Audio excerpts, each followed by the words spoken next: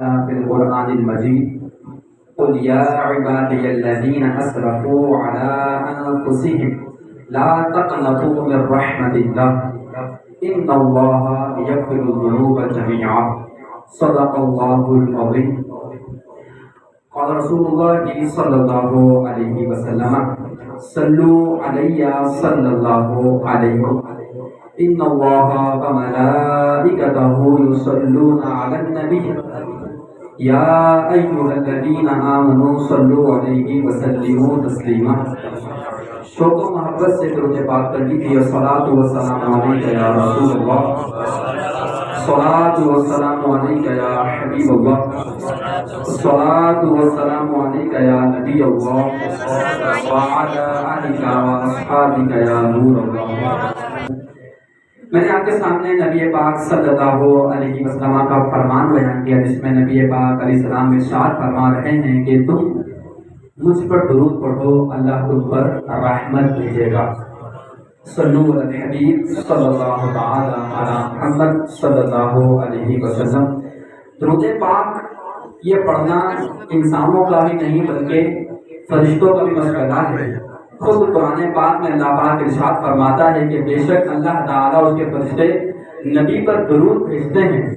پھر فرمایا اے ایمان والو تم بھی غیب بتانے والے نبی پر درود اور خوب سلام بھیجو۔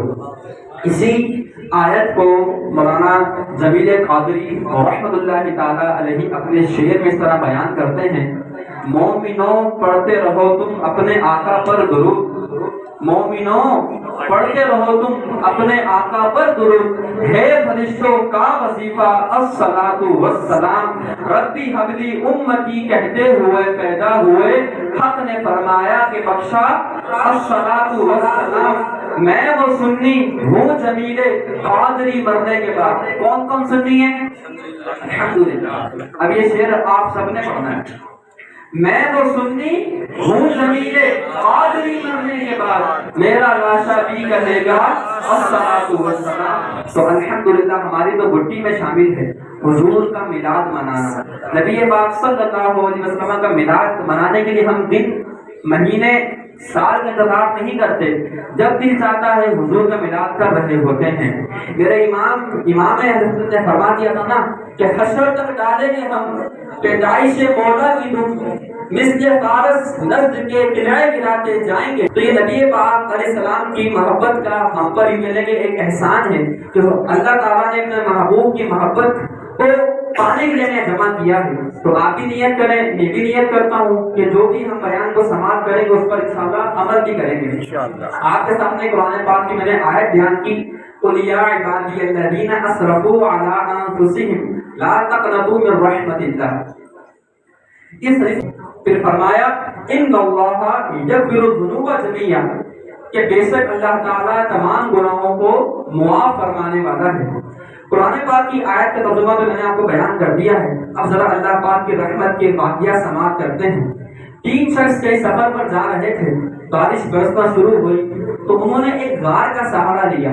پہلے زمانے میں غاریں ہوا کرتی تھی، جب وہ غار میں داخل ہوئے تو ان کو ایسا فیل ہوا، ایسا محسوس ہوا کہ ہم غار میں داخل تو ہو گئے، اب جو بارش برس رہی ہے ہم اس سے محفوظ ہو جائیں گے۔ تو جب وہ غار میں داخل ہوئے تو خدا کا کرنا کچھ ایسا ہوا کہ غار کے بالکل منہ کے اوپر بڑا پتھر آ کر ٹک گیا، جس سے غار کا منہ بند ہو گیا۔ باہر کیسے نکلا جائے؟ اب ایک ہی راستہ تھا، موت آتی وہ مر جاتے تو تب جا کر ان کو یہ کہنے کہ اس سے آزادی ملتی، اور کوئی راستہ موجود تھا ہی نہیں۔ لیکن ان کو اللہ کی رحمت یاد تھی، انہوں نے آپس میں فیصلہ کیا کہ ہم اپنی زندگی میں تو ہم سے اعمال ہوئے ہیں اور ایسا عمل جو ہم سے ہوا ہے جس کو اللہ جانتا ہے، ہم اللہ کی بارگاہ میں اس عمل کا واسطہ دیتے ہیں، انشاءاللہ ہم پر ضرور کرم ہوگا۔ ایک شخص نے کہا اللہ پاک کی بارگاہ میں یوں عرض کرتے ہوئے کہ یا اللہ پاک میرے بوڑھے ماں باپ تھے اور میں اپنے گاؤں بھینسوں کا جب دودھ دھو کر نکال کر آتا تھا تو رات کو پہلے اپنی ماں باپ کو پیش کرتا تھا، پھر اپنی اولاد کو پیش کرتا تھا۔ ایک دن ایسا آیا کہ میرے ماں باپ سو گئے اور میں ان کو دودھ پیش نہ کر سکا، تو میری زوجہ نے کہا کہ تم پہلے اولاد کو پلا دو، جب ماں باپ جاگ جائیں گے تو تم ان کو دودھ پلا دینا۔ تو میں نے کہا نہیں، ماں باپ کا حق پہلے ہے، تو میں نے ماں باپ کو دودھ پلایا بغیر اپنی اولاد دودھ نہیں پلایا۔ اگر اللہ تعالیٰ تو میرے اس عمل سے راضی ہے تو آج ہم پر رحم فرما دے۔ محدث نے لکھا ہے کہ جب اس شخص نے اللہ کی بات میں یہ واسطہ پیش کیا تو وار کا پتھر ذرا سا ہٹ گیا، لیکن اب بھی اتنا نہ ہٹا کہ 3 بندے باہر آ سکیں۔ دوسرے شخص نے اللہ پاک کی بارگاہ میں ایک اپنا عمل پیش کیا، اس نے کہا کہ یا اللہ پاک، میرے پاس ایک شخص آیا تھا اور میں نے اس سے کچھ قرضہ لیا تھا۔ جب اس سے قرضہ لیا تھا تو قرضہ لینے کے بعد میں نے اس کے مال سے انویسٹ کرنے کے بعد وہ مال بڑھتا گیا اور وہ شخص چلا گیا، اور اس شخص نے مجھے اس وقت قرضے مطالبہ نہیں کیا۔ جب وہ میرے پاس دوبارہ آیا اور اس نے کہا کہ مجھے میرا قرضہ واپس کرو، تو میں نے کہا کہ اگر میں اس کو قرضہ دے دیتا ہوں تو پھر جو بھی میں نے مال جو قرضہ اس سے لیا تھا، میں نے اس سے کمایا، وہ مال اس کا ہی ہوگا۔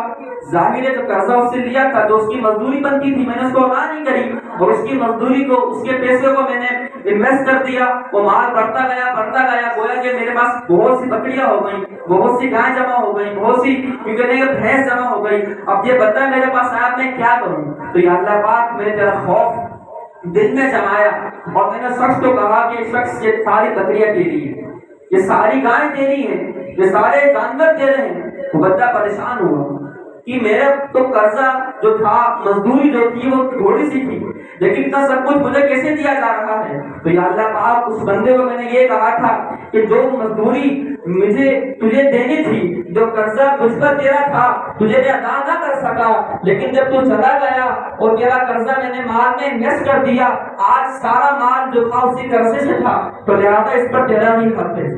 تو یا اللہ، وہ سارا مال لے کر چلا گیا، مجھے کچھ نہیں ملا، میں نے پھر اسے منع نہیں کیا۔ اگر تو میرے اس عمل سے راضی ہے تو آج ہم پر رحم فرما۔ تو محدث نے لکھا ہے کہ دوبارہ پتھر ہٹا اور بعد میں وہ کچھ کھلنا شروع ہو گیا، لیکن ابھی بھی کچھ اتنا منہ نہ کھلا کہ جس سے 3 بندے باہر آ سکے، یعنی ایک بندہ باہر نہ آ سکا۔ اب آخری بندہ بچا، اس نے دوبارہ اللہ پاک کی بارگاہ میں ایک اپنا عمل ظاہر کیا۔ وہ کیا ظاہر کیا؟ اس نے کہا کہ یا اللہ پاک، میری کزن تھی جو میرے پاس آئی تھی قرضہ لینے کے لیے، اس نے کہا تھا مجھے قرضہ چاہیے، تو مجھے اس سے محبت تھی، اس سے عشق تھا، تو میں نے کہا ٹھیک ہے، میں قرضہ دوں گا، پیسے دوں گا، لیکن میری ایک شرط ہے۔ وہ شرط کیا ہے؟ وہ شرط یہ ہے کہ تمہیں میرے ساتھ منہ کالا کرنا ہوگا، گناہ کرنا ہوگا۔ تم گناہ کرو گی تو تمہیں میں قرضہ دے دوں گا۔ تو وہ عورت راضی ہو گئی۔ جب میں نے اس پر اختیار پا لیا، جب میں اس پر حاوی ہونے لگا، اس وقت مجھے اس نے جملہ کہا، ایک لفظ کہا۔ وہ لفظ کیا تھا کہ کیا تجھے اللہ کا خوف نہیں ہے؟ کیا لفظ تھا؟ کیا تجھے اللہ کا خوف نہیں ہے؟ جب یہ جملہ میں نے سنا تو میں نے اپنے گناہ سے فوراً توبہ کی، میں نے پیسے بھی دے دیے اور میں فوراً کمرے سے باہر آ گیا۔ یا اللہ پاک، اگر تو اس عمل سے راضی ہوا تو آج ہم پر رحم فرما۔ محدثین نے لکھا ہے کہ جب اس نے یہ واسطہ پیش کیا تو اللہ تعالیٰ نے غار سے پتھر کو دور کر دیا۔ یہ اللہ کی رحمت ہے۔ اب ذرا آگے چلیے، فاروق اعظم رضی اللہ تعالیٰ عنہ کی خدمت میں ایک شخص موجود تھا، اس کے ہاتھ میں شراب کی بوتل تھی۔ حضرت عمر رضی اللہ تعالیٰ عنہ، وہ شخص کہ جن کے دبدبے سے، جن کے خوف سے شیطان گلی بدل لیا کرتا تھا، جب اس شخص کے سامنے فاروق اعظم کی زیارت اس کو محسوس ہوئی، زیارت اس نے کری، تو اس کے دل میں خیال آیا کہ آج شراب میرے ہاتھ میں ہے اور آج عمر مجھے قتل کر دے گا، بچ نہیں پاؤں گا، کیا کروں؟ تو جب فاروق اعظم نے پوچھا کہ بتا تیرے ہاتھ میں کیا ہے، تو ہاتھ میں کیا تھی؟ شراب تھی۔ اس نے کہا سرکہ ہے۔ کیا کہا؟ سرکہ ہے۔ اور فوراً اللہ پاک کے بارے میں توبہ کر لی اور یہ کہا کہ یا اللہ پاک، تو مجھے بچا لے، آج جو عمر ہے تو مجھے اس سے بچا لے، تجھ سے وعدہ کرتا ہوں کہ آئندہ کبھی شراب نہیں پیوں گا۔ جب فاروق اعظم رضی اللہ تعالیٰ عنہ نے وہ شراب اس سے مانگی جو کہ شراب ہی تھی، جب اس شخص نے اللہ کی بارگاہ میں توبہ کر لی، جب شراب تھی تو شراب نہیں بلکہ وہ سرکہ بن چکی تھی۔ یہ اللہ پاک کی رحمت ہے۔ اور آگے چلیے، یہاں تک کہ لکھا ہے کہ اللہ تعالیٰ توبہ کرنے والوں کو اس قدر محبوب رکھتا ہے مثال دی گئی ہے کہ کوئی شخص اگر جنگل میں جا رہا ہو، اس کے پاس ایک گدھا بھی ہو، اس کے پاس کھانے پینے کا سامان بھی موجود ہو، پھر وہ درخت کے نیچے لیٹے اور کچھ دیر سو جائے، جب سو کر اٹھے تو گدھا بھی مر جائے اور کھانا بھی خراب ہو جائے اور رستہ بہت زیادہ ہے، اور اب اس کے اوپر ایک مایوسی طاری ہو جائے، مایوسی یہ طاری ہو کہ اب میں بچ نہیں سکتا، سفر بہت لمبا ہے، کھانا پینا ختم ہو چکا ہے، اب میں اگر چلنا شروع ہوا تو سفر ختم نہیں ہوگا، بھوک لگتی رہے گی اور میرا یہ کہنے کہ بھوک کے ذریعے انتقال ہو سکتا ہے، اب میں ایک کام کرتا ہوں، میں نے مرنا ویسے بھی ہے، کیوں نہ یہیں لیٹے لیٹے مر جاتا ہوں۔ جب وہ انسان سوتا ہے، جب دوبارہ اس کی آنکھ کھلتی ہے تو وہ دیکھتا ہے کہ گدھا بھی زندہ ہو چکا ہے، کھانا بھی صحیح ہو چکا ہے، انسان اس قدر خوش ہوتا ہے، اس قدر خوش ہوتا ہے۔ علماء نے فرمایا کہ جب کوئی انسان اللہ پاک کی بارگاہ میں توبہ کرتا ہے، اللہ تعالیٰ اس بندے سے زیادہ اس بندے سے راضی ہو جاتا ہے، سبحان اللہ، اس بندے سے خوش ہو جاتا ہے۔ اب ذرا اور آگے چلیے، بنی اسرائیل کا واقعہ تو بڑا مشہور و معروف ہے۔ حضرت موسیٰ علیہ السلام کی قوم پر بارش نہیں ہو رہی تھی، تو آپ کی قوم نے آپ سے درخواست کری کہ آپ اللہ پاک کے نبی ہیں، کلیم اللہ ہیں، آپ کو کلام کرنے کا شرف بخشا گیا ہے، اللہ پاک کی بارگاہ میں دعا کریں کہ اللہ تعالیٰ ہم پر بارش برسائے۔ تو آپ نے جو آپ کے امتی تھے ان کو جمع کیا، جمع کرنے کے بعد ایک جو میدان تھا وہاں پر لے گئے اور سب کو کہا کہ اللہ پاک کی بارگاہ میں دعا کرو۔ کیا کہا؟ اللہ کی بارگاہ میں دعا کرو۔ دعا کرتے رہے لیکن بارش نہیں آئی۔ تو وہ تو کریم اللہ تھے، اللہ پاک نے قرآن پاک میں ارشاد فرمایا نا، وَكَلَّمَ اللَّهُ مُوسَىٰ تَكْلِيمًا، اللہ تعالیٰ نے موسیٰ سے کلام فرمایا۔ تو موسیٰ علیہ السلام یہ اللہ سے کلام کیا کرتے تھے، آپ کی صفت ہے کلیم اللہ۔ تو آپ نے اللہ پاک کی بارگاہ میں عرض کری کہ یا اللہ پاک بارش کیوں نہیں ہو رہی، یا اللہ پاک تیرے بندے تیری بارگاہ میں دعا کر رہے ہیں، بارش نہیں ہو رہی۔ تو وہی ہوئی کہ موسیٰ تیرے اس مجمع میں ایک ایسا بندہ موجود ہے کہ جو 40 سال سے میری لگاتار نافرمانی کر رہا ہے۔ فرمایا 40 سال سے میری نافرمانی کر رہا ہے، جب تک وہ بندہ یہاں پر موجود ہے اس کی موجودگی کی وجہ سے تم پر بارش نہیں برساؤں گا۔ اب حضرت موسیٰ علیہ السلام نے اپنی قوم کی طرف رخ کیا اور ان سے فرمایا کہ تم میں سے ایک بندہ ایسا ہے کہ جو 40 سال تک لگاتار اللہ پاک کی نافرمانی کر رہا ہے، جو 40 سال تک لگاتار اللہ کی نافرمانی کر رہا ہے، تم میں سے جو بھی ہو یہاں سے چلا جائے، کیونکہ اس کی نحوست سے ہم پر بارش نہیں برس رہی۔ اب جو بندہ گناہ کر رہا تھا اسے محسوس تو ہو گیا، معلوم تو ہو گیا کہ ہاں میں ہی اللہ کا نافرمان بندہ ہوں۔ اس نے دائیں دیکھا، اس نے بائیں دیکھا، آگے دیکھا، پیچھے دیکھا، کوئی نہیں اٹھا۔ اب اس کے دل میں خوف پیدا ہوا کہ اگر میں یہاں سے اٹھ جاتا ہوں تو میری سب کے سامنے بے عزتی ہوگی، ذلت ہوگی، لوگ مجھے برا بھلا کہیں گے، بعد میں مجھے یہ کہیں گے کہ تم ہی وہ منحوس تھے کہ نحوست سے بارش نہیں برس رہی تھی۔ اب اس نے کیا کیا؟ یہ واقعہ لکھا ہے کہ اس نے اللہ پاک کی بارگاہ میں سچی پکی توبہ کر لی اور کیا کہا کہ یا اللہ پاک تو مجھے معاف فرما دے، آج تو میرا عیب چھپا لے، میں اپنے تمام گناہوں سے سچی پکی توبہ کرتا ہوں۔ ابھی اس کا زبان سے الفاظ کہنا ہی تھا کہ بادل آئے اور فوراً بارش برسنا شروع ہو گئی۔ اب حضرت موسیٰ علیہ السلام حیران ہوئے، تعجب میں آئے، پریشان ہوئے کہ یا اللہ پاک جب میں نے دعا کی، میرے امتی نے دعا کری اور تو نے جواباً یہ ارشاد فرمایا کہ تیری امت میں، تیرے اس مجمع میں ایک بندہ موجود ہے کہ جب تک بندہ یہاں پر موجود رہے گا بارش نہیں برساؤں گا، لیکن میں نے دیکھا کہ کوئی بندہ اٹھا بھی نہیں، یہاں سے باہر بھی نہیں گیا اور تو نے بارش برسا دی، یہ کیا معاملہ ہے؟ آخر مجھے بتا دیا جائے۔ تو فرمایا موسیٰ میرے بندے نے مجھ سے دوستی کر لی ہے۔ تب آپ نے عرض کیا کہ یا اللہ پاک اب تو تیرا محبوب بندہ بن گیا ہے، اب تو مجھے بتا دے بندہ تیرا کون ہے۔ اب دیکھیے اللہ تعالیٰ کیسا کریم ہے، ستار ہے، عیبوں کو چھپانے والا ہے۔ اللہ نے فرمایا کہ اے موسیٰ جب میرا وہ دشمن تھا، میں نے جب اس کا نام تجھے نہیں بتایا، اب تو میرا وہ محبوب بن گیا، میں اس کا نام تمہیں کیسے بتاؤں؟ کیونکہ اگر نام بتا دیا جاتا تو یہ ظاہر ہوتا نا بندہ پہلے یہی تھا کہ جس کی نوسط سے بارش نہیں برس رہی۔ تو اللہ تعالیٰ اپنے محبوب بندے کو اس طرح پکڑ رکھتا ہے۔ اور آگے آگے چلیے حضرت ابراہیم بن ادھم رضی اللہ تعالیٰ کے پاس ایک شخص حاضر ہوا. اس نے کہا میں گناہ کرنا چاہتا ہوں. کیا کہا؟ گناہ کرنا چاہتا ہوں. تو آپ نے کہا ٹھیک ہے، جب بھی تم گناہ کرنا چاہو تو اللہ کا رزق کھانا چھوڑ دو. کیا کہا؟ اللہ، آواز سے بولے. اس نے کہا کہ بزرگ کیا فرما رہے ہیں، یہ کیسے ہو سکتا ہے کہ میں اللہ کا رزق کھانا چھوڑ دوں؟ کہا ٹھیک ہے، جب تم گناہ کرنا چاہو تو ایسے مقام پر جا کر گناہ کرو جہاں تمہیں اللہ نہیں دیکھ رہا. جہاں تمہیں اللہ پھر پریشان ہوگا. کہاں جاؤں بھائی؟ مشرق میں جاؤں، مغرب میں جاؤں، جنوب میں جاؤں، شمال میں آؤں، دن میں ہو، رات میں ہو، صبح ہو، شام ہو، جہاں چاہوں. ان اللہ بصیر بالعباد، بے شک اللہ اپنے بندوں کو دیکھنے والا ہے.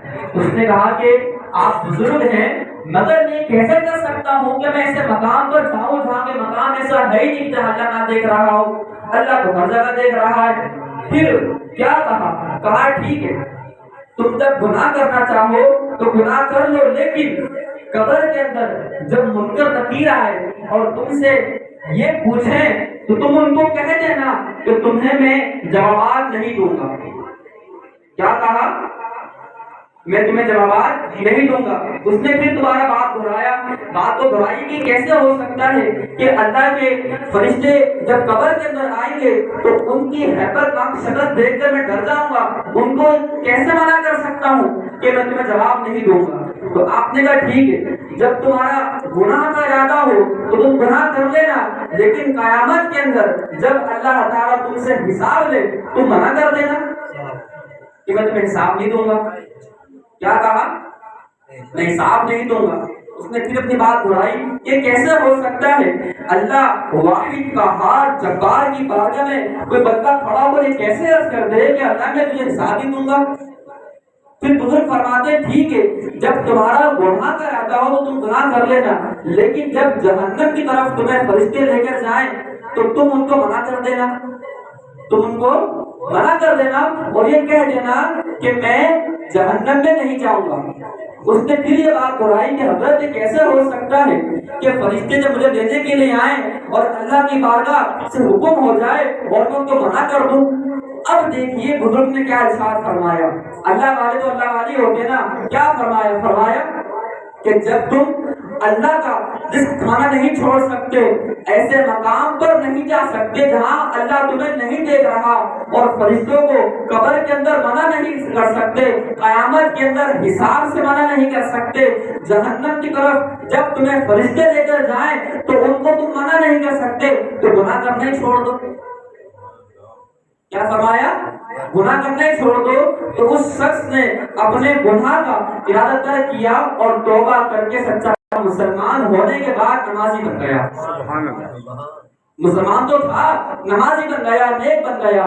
تو یہ دیکھیے اللہ والوں کی زبان میں تاثیر، اللہ والوں کی کلام میں تاثیر، اللہ والوں کے یوں کہنے کے دل و دماغ میں کس طرح کے اللہ تعالیٰ کی طرف سے احکامات آیا کرتے تھے. تو آپ لوگ بھی نیتیں کریں گے جو اللہ کے نیک بندے ہیں، مقربین بندے ہیں، جن کو اللہ تعالیٰ محبوب رکھتا ہے، ان کی بارگاہ میں حاضری دیا کریں. اللہ تعالیٰ ان کی برکت سے گناہوں کو معاف فرماتا ہے. اور یاد رکھیے کہ قرآن پاک میں اللہ پاک ارشاد فرماتا ہے وَأَنَا التَّوَّابُ الرَّحِيمُ، میں بہت توبہ قبول کرنے والا ہوں. کوئی شخص اگر 100 سال تک بھی اللہ پاک کی نافرمانی کرتا رہے، لگاتار نافرمانی کرتا رہے، صبح شام دن رات گناہ کرتا رہے، لیکن ایک دفعہ بھی اگر اللہ پاک کی بارگاہ میں وہ سجدہ ریز ہو جائے، گناہوں کو یاد کر لے، اللہ تعالیٰ تمام گناہوں کو معاف فرما دے گا.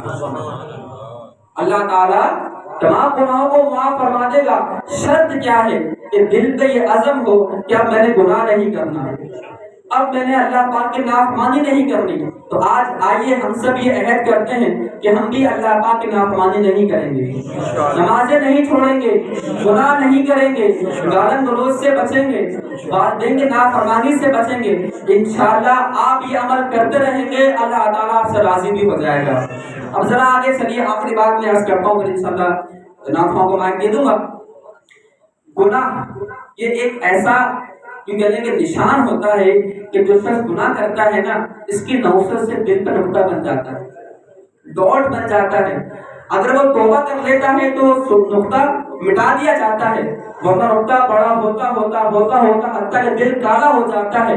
اور علماء نے فرمایا ہے کہ وہ نقطہ جو دل کو کالا کر دیتا ہے نا، تو یہ گناہ کی نوعیت ایسی ہوتی ہے کہ گناہ یہ کفر کے قاصد ہیں، کہ ممکن ہے کہ انسان گناہ کرتا جائے بالآخر وہ گناہوں کی نوعیت سے کافر ہو کر مرے۔ جی ہاں، حدیث پاک میں آیا ہے کہ کچھ مسلمان ایسے ہیں کہ جو مسلمان پیدا ہوتے ہیں، مسلمان رہتے ہیں، مسلمان ہی مرتے ہیں۔ کچھ لوگ کافر پیدا ہوتے ہیں، کافر رہتے ہیں، کافر ہی مرتے ہیں۔ کچھ لوگ کافر پیدا ہوتے ہیں، کافر رہتے ہیں، لیکن جب ان کا انتقال ہوتا ہے تو مسلمان ہونے کی صورت میں انتقال ہوتا ہے۔ لیکن کچھ لوگ ایسے ہیں مسلمان پیدا ہوتے ہیں، مسلمان ہیں، لیکن وہ مرتے ہیں خاتمہ کفر پر مرتا ہے، خاتمہ کفر پر ہوتا ہے۔ تو ہر انسان یہ غور کر لے کہ آج اگر میں گناہ کرتا رہوں گا تو عین ممکن ہے کہ خدا نہ خواستہ ہم سے ہمارا ایمان چھین لیا جائے، ہم سے گناہوں کی سے ہم پر اللہ تعالیٰ کا عذاب مسلط ہو جائے۔ یاد رکھیے گا کہ رزق کا وعدہ اللہ نے ارشاد فرمایا ہے، 12ویں بارے میں اللہ پاک ارشاد فرماتا ہے کہ اللہ کے ذمہ کرم پر ہے، زمین چوپاؤں کا رزق، جو چوپائے ہیں ان کا رزق اللہ کے ذمے پر ہے، جو بھی جاندار ہے اس کا رزق اللہ کے ذمے پر ہے، اس کا اللہ نے وعدہ فرمایا ہے۔ لیکن ہم بھی اس کے لیے دوڑ رہے ہوتے ہیں، مارے ہوتے ہیں، شام میں، لیکن بخشش کا وعدہ نہیں آیا۔ ذرا مجھے بتائیں کہ کہیں پر یہ فرمایا ہے کہ جو مسلمان پیدا ہوگا مسلمان ہی مرے گا؟ بالکل نہیں فرمایا۔ ہاں، رزق کے بعد اللہ نے فرمایا ہے اللہ سب کو دے گا، حتیٰ کہ حدیث پاک میں فرمایا گیا ہے کہ اگر تمہارے نصیب میں ہوگا نا تو 2 پہاڑوں پر کیوں نہ ہو، اللہ تمہیں وہ عطا کرے گا۔ نصیب میں نہیں ہوگا، دونوں ہونٹوں کے درمیان کیوں نہ ہو، اللہ تمہیں نہیں دے گا۔ لیکن بخشش کے بارے میں یہ نہیں فرمایا کہ جو مسلمان پیدا ہو مسلمان ہی مرے گا، ایسا نہیں ہے۔ حدیث پاک میں فرمایا ایک زمانہ ایسا آئے گا انسان صبح مسلمان ہوگا اور شام کو کافر ہوگا۔ تو ہمیں اپنے ایمان کو محفوظ کرنا ہے، اپنے آپ کو بچانا ہے۔ تو گناہ یہ نحوست ہے کہ جس کی نحوست سے انسان کا ایمان جا سکتا ہے۔ لیکن کوئی شخص اگر گنہگار ہے لیکن ہے مسلمان، اللہ کی رحمت سے امید ہے کہ اللہ تعالیٰ اس کو توبہ کی توفیق عطا فرما دے گا۔ لیکن یاد رکھیے گا کہ احادیث میں یہ مضمون ملتا ہے کہ کچھ مسلمان ایسے ہوں گے جو جہنم میں بھی جائیں گے، اپنے گناہوں کی نحوست سے جہنم میں بھی جائیں گے۔ لیکن قربان جائیے میرے پیارے محبوب صلی اللہ علیہ وسلم کی شان پر کہ گناہگار پہ جب لطف آپ کا ہوگا، گناہگار پہ جب لطف آپ کا ہوگا، کیا بغیر کیا بے کیا ہوگا، دکھائی جائے گی محشر میں شان محبوبی، آپ ہی کی خوشی آپ کا کہاں ہوگا۔ خدائے پاک کی چاہیں گے سب اگلے پچھلے خوشی، خدائے پاک خوشی ان کی چاہتا ہوگا، اور کہیں گے اور نبی اذهبوا الى غیری، میرے حضور کے لب پر انا رہا ہوگا۔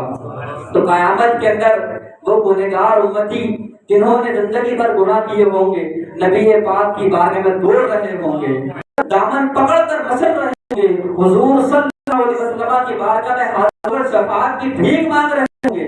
تو یہ نبی پاک صلی اللہ علیہ وسلم جب پیدا ہوئے تھے تو اللہ کی بارگاہ میں دعا کی تھی ربی حب امتی، تو اللہ تعالیٰ کی طرف سے مجدہ کیا آیا تھا؟